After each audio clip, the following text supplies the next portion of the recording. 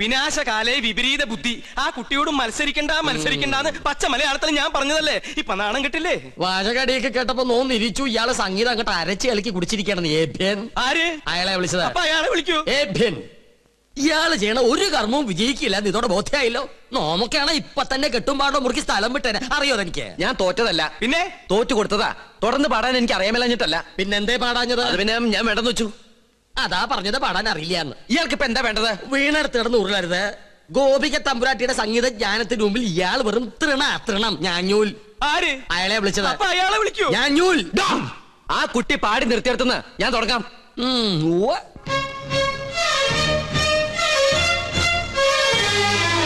ജം തജം തത്തക്കിട ജം തജം തത്തക്കിട തത്തരികിട ദിത്തരികിട ദം തരികിട നം തരികിട തത്തരികിട ദിത്തരികിട ദം തരികിട നം തരികിട തത്തരികിട ധിം തരികിട ജം തത്തരികിട ധിത്തരികിട ജം തത്തരികിട ധിത്തരികിട തിശ്രം. കരളിനെഴുമനാദി ജന്മ കർമ്മഗതീരാർദ്രമായി പെയ്യും അമൃതരാഗസാരമൊഴുകിടുന്നതിവിടെ സ്വർഗപാരിജാതമിവിടെ സ്വരവസന്ത മന്ത്രമിവിടെ സാമഗാനധാരയിവിടെ.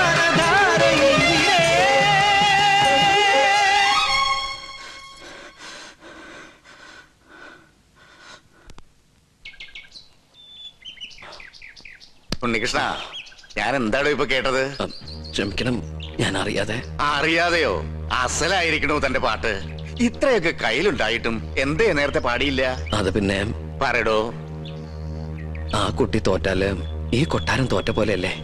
ഗോപികയുടെ സന്തോഷമല്ലേ എല്ലാവർക്കും വേണ്ടത്? ആ കുട്ടിക്ക് നന്മയുണ്ടാവാനല്ലേ ഈ പൂജയും യാഗമൊക്കെ ചെയ്യാൻ എന്നെ കൊണ്ടുവന്ന്. ഞാനായിട്ട് ആ കുട്ടിയെ വിഷമിപ്പിക്കാൻ പാടില്ല. വലിയവനാടോ താൻ, ഈശ്വരാനുഗ്രഹമുള്ളവൻ. നന്നായി വരട്ടെ. അഹങ്കാരം കാണിച്ചതിന് ശബയ്ക്കൊന്നും ഭയം ഉണ്ടായിരുന്നു. എനിക്ക് സന്തോഷായി മുത്തശ്ശൻ. താൻ എന്താ വിളിച്ചേ?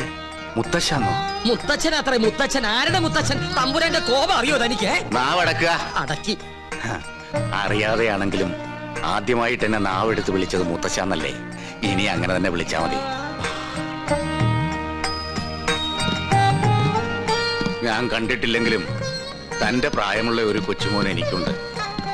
പേര് പോലും അറിയില്ല, ആരോടും ചോദിച്ചിട്ടുമില്ല. ഞാൻ പറഞ്ഞിട്ടില്ലേ കൊട്ടാരത്തിൽ നിന്ന് ഇറങ്ങിപ്പോയ ഒരു മകളെ കുറിച്ച്? അവളുടെ മകൻ.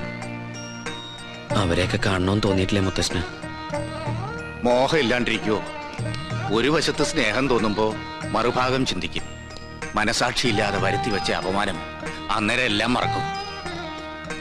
ജാതിയുടെ മതിൽക്കെട്ടുകൾ പൊളിഞ്ഞു വീണ കാലം വരും. അന്ന് ഒന്നിക്കും എല്ലാരും. പക്ഷെ അന്ന് ജീവിച്ചിരിക്കുവോ?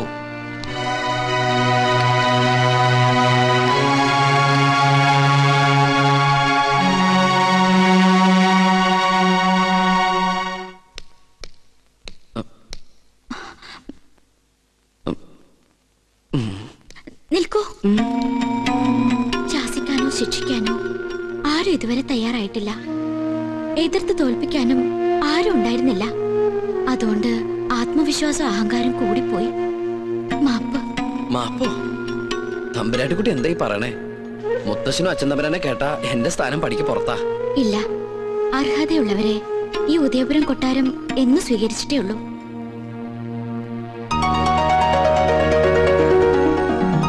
എന്റെ വിജയത്തിന് മുത്തശ്ശൻ എനിക്ക് തന്ന സമ്മാനം.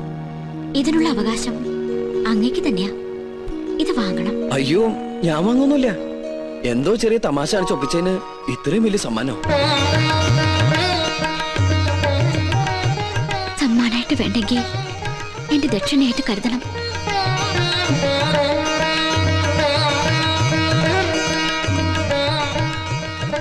സുലൈമാനെ, ആ കയ്യൊന്ന് കാണിച്ച്. എന്തേലൊന്നുമില്ല. ഇത് ഇളയ തമ്പുരാട്ടി മുട്ടുകുത്തിച്ചതിന്. ഇനി കയ്യാൻ എടുത്തോട്ടെ. ശാപം.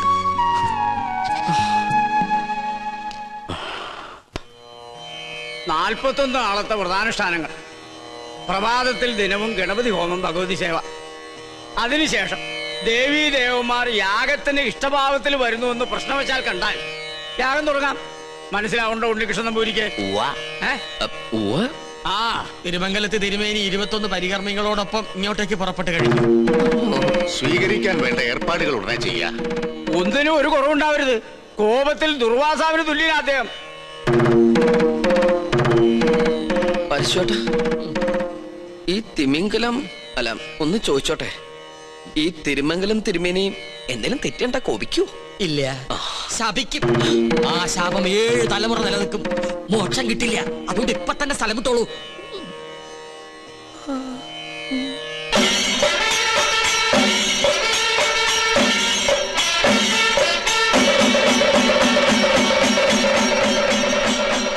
യാഗഫലം വേണ്ടത് ഈ കുട്ടിക്കാണല്ലേ? അതെ.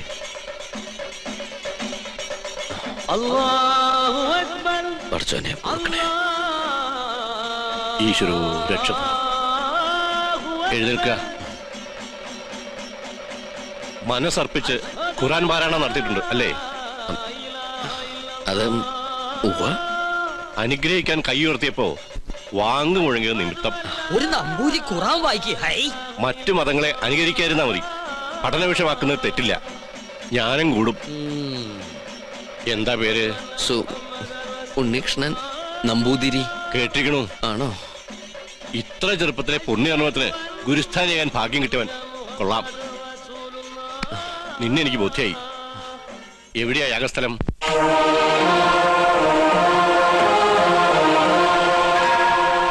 അന്തരീക്ഷം തൃപ്തികരം.